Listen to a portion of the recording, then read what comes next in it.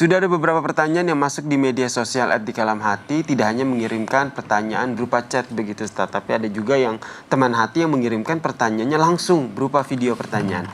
Kita simak video pertanyaan dari teman hati berikut ini. Assalamualaikum Dr. Agus, saya di Mardok. Saya mau tanya, apa betul diet puasa atau intermittent fasting itu dapat mengoptimalkan pencernaan tubuh?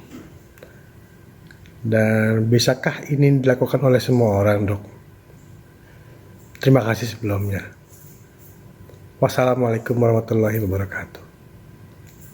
Waalaikumsalam warahmatullahi wabarakatuh. Terkait dengan intermittent fasting, puasanya berdasarkan waktu itu, gimana tuh Dok? Iya, jadi ini menarik nih, intermittent fasting. Versinya siapa ini ya? Karena kalau saya melihat beberapa jurnal penelitian, intermittent fasting itu tidak makan 16 jam, makan 8 jam. Ada yang bilang begitu.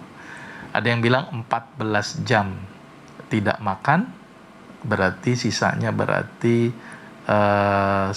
jam dipakai untuk makan. Ada yang bilang intermittent fasting itu 2 hari tidak makan, 5 hari makan. Maka ini versinya beda-beda ya. Tetapi kalau versi dalam konsep Islam itu ada namanya puasa Senin Kamis dan ada yang namanya puasa Daud. Nah, ada juga puasa itu di bulan Ramadan full setiap hari. Konsepnya adalah kalau kita misalnya sahur jam 4:30, maka kita akan buka sekitar jam 6. Maka konsepnya tidak makan kurang lebih sekitar 14 jam. Konsep ini saya sepakat. Kalau waktunya habis sholat subuh sampai maghrib. Tapi kalau konsep jurnal itu hitungannya waktu. Jadi misalnya orang itu hanya boleh makan jam 1 sampai jam 9, kemudian tidak makan dari jam 9 sampai jam 1 siang.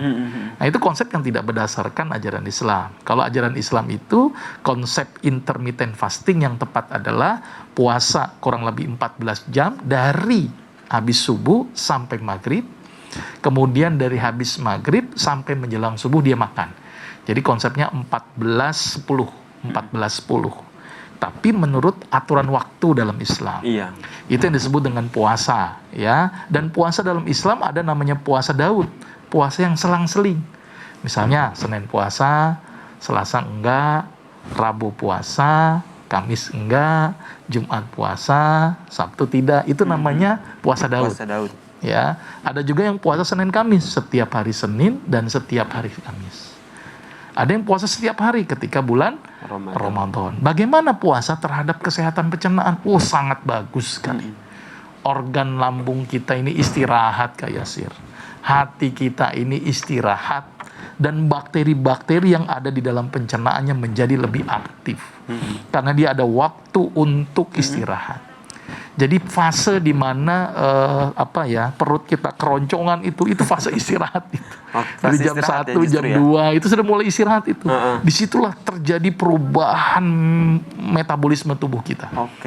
Penghancuran cadangan energi menjadi gula, dipecah. Maka itu orang kenapa yang berat badannya berat gitu ya, berat badannya berat untuk kurus, salah satu dengan berpuasa. Karena dia akan membakar cadangan energi, cadangan lemak. Kemudian aktivasi beberapa hormon ketika lapar. Ya, itu ada hormon grelin, hormon leptin yang berhubungan dengan masalah lapar. Dan ternyata itu aktif. Kemudian ada beberapa hormon yang seharusnya dia diproduksi di malam hari, tapi hormon itu diproduksi ketika lapar. Ada growth hormon, ya, ada FSH, ada LH. Itu beberapa hormon yang logiknya dia malam hari, tapi ketika lapar dia terproduksi. Berarti pertanyaan tadi, baguskah puasa untuk pencernaan? Bagus. Tidak hanya untuk pencernaan, untuk penyakit juga, kolesterol, diabetes, hipertensi, itu bagus sekali dengan berpuasa. Maka itu dianjurkan kita untuk berpuasa. Ya, bahkan di Al-Quran juga disebutkan puasa Ramadan kan? Ya ayyuhalladzina amanu kutiba alaikumusiyam kama kutiba alal ladzina min qablikum la'allakum tattaqun. Itu kewajiban untuk berpuasa di bulan Ramadan. Ya, ada yang wajib, ada yang sunnah. kita bisa mengamalkan keduanya. Kalau wajib jelas wajib. Sunnah kalau ini memang diamalkan itu akan berdampak lebih baik buat tubuh kita. Oke, nah menarik nih. Jadi sebenarnya intermittent fasting itu kita juga ada ya. Itu puasa Senin Kamis puasa atau Senin Nabi Kamis Daud dan juga gitu puasa ya. Nabi Daud ya. Ya, tinggal nanti persepsinya saja. Kalau penelitian jurnal itu tadi 16:8 atau 14:10 atau 25 itu istilah-istilah Iya, intermittent betul. fasting ya. Karena kan ada beberapa yang puasanya itu dari jam pagi jam 9 sampai Jam 1 jam sampai 1, jam 9 dia makan. Jam 9 sampai jam 1 dia tidak makan. Itu menurut versi yang lain. Nah, kita menganut versi Islam. Iya, Jangan yang begitu. Dan ini yang sebenarnya Islam sendiri sudah mengajarkan ya. Daripada mengikuti puasa waktu yang tadi seperti banyak artikel, sebenarnya jauh sebelum itu Islam juga sudah punya loh, ini loh puasanya seperti itu. Maka itu saya berharap ketika hadirnya puasa kita bergembira. Betul. Karena tidak hanya kita yang bergembira, organ-organ di semua tubuh bergembira dengan hadirnya berpuasa. Karena berpuasa bermanfaat dari sisi kesehatan. Ya, menurunkan kolesterol, menurunkan gula, memperbaiki fungsi pencernaan, mengistirahatkan hati, kuman-kuman baik yang ada di pencernaan juga ikut bergembira. Maka itu lakukanlah puasa. Puasa sangat bagus untuk pencernaan. Baik. Terus aman nggak kalau dikonsumsi oleh semua orang? Dilihat kemampuannya. Ingat bahwa Islam menganjurkan untuk berpuasa.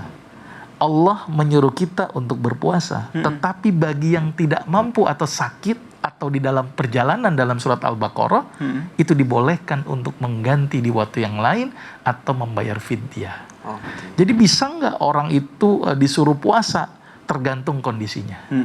Amankah puasa untuk semua orang? Tergantung kondisinya. Termasuk ketika mau melakukan diet ya, kayak mau ngatur pola makan segala macam, kalau seandainya puasa itu dirasa tidak aman untuk kondisi tubuhnya, sebaiknya jangan ya. Betul. Misalnya ada orang rawat ICU, puasa ya kebangetan.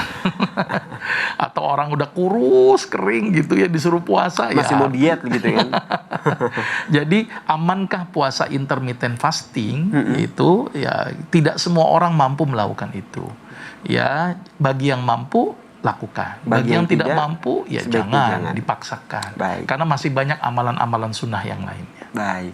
Terima kasih Ustadz Dr. Agus Ramadi untuk tausiahnya pada pagi hari ini. Alhamdulillah bisa menambah wawasan kita semua, insya Allah. Kita tutup dengan doa bersama. Silakan Ustadz. Baik, kita tutup pertemuan kita dengan baca hamdalah dan doa penutup majlis. Alhamdulillahirabbil alamin. Subhanakallahumma wa bihamdika asyhadu an la ilaha illa anta astaghfiruka wa atubu ilaik. Assalamualaikum warahmatullahi wabarakatuh.